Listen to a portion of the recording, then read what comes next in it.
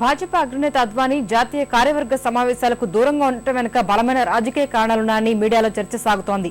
NDA ప్రయోజనాల కోసమే మోడీకి కీలక బాధ్యతలు అప్పగించడాన్ని అద్వానీ వ్యతిరేకిస్తున్నారన్నది పార్టీలోని కొన్ని వర్గాల అభిప్రాయం. ఈ పరిస్థితుల్లో లోక్సభ ఎన్నికల ప్రచార సారథి నియామకంపై భాజపా జాతీయ కార్యవర్గం సమావేశం తీసుకున్న నిర్ణయంపై సర్వత్రా ఆసక్తి నెలకొంది. గోవాలో జరుగుతున్న భాజపా జాతీయ కార్యవర్గ సమావేశాలకు అగ్రనేత ఎల్కే అద్వానీ గైర్హాజరవటానికి కారణాలేంటి? పార్టీలో అత్యంత అనుభవం గల నేతగా జాతీయ కార్యవర్గానికి దిశానిర్దేశం చేయాల్సిన అద్వానీ ఎందుకు దూరంగా ఉన్నారు? అనారోగ్యం కారణంగానే అద్వానీ జాతీయ కార్యవర్గ సమావేశాలకు హాజరు కాలేకపోతున్నారని భాజపా నేతలు చెబుతున్నా అసలు కారణం అది కాదని రాజకీయ విశ్లేషకులు అభిప్రాయపడుతున్నారు.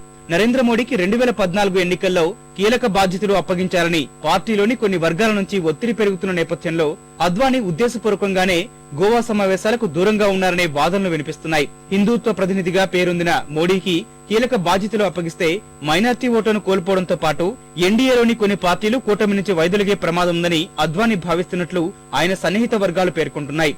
ఎన్డీఏ మేలు కోసమే ఆయన మోడీ సారథ్యాన్ని వ్యతిరేకిస్తున్నారని చెబుతున్నాయి.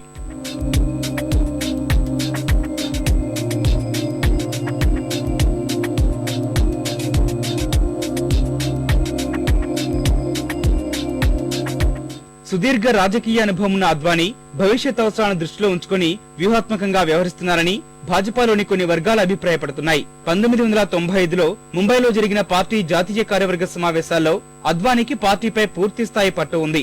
అప్పట్లో పార్టీలో తిరుగులేని నేతగా ఉన్న ఆయన ప్రధాని అభ్యర్థిగా వాజ్పేయిని ప్రతిపాదించారు. హిందుత్వవాదిగా ముద్రపడిన తనకంటే ఉదారవాదిగా ఉన్న వాజ్పేయిని ప్రధాని అభ్యర్థిగా ప్రకటిస్తే ప్రాంతీయ పార్టీల మద్దతు లభిస్తుందని అద్వానీ అప్పట్లో ఆ నిర్ణయం తీసుకున్నారు.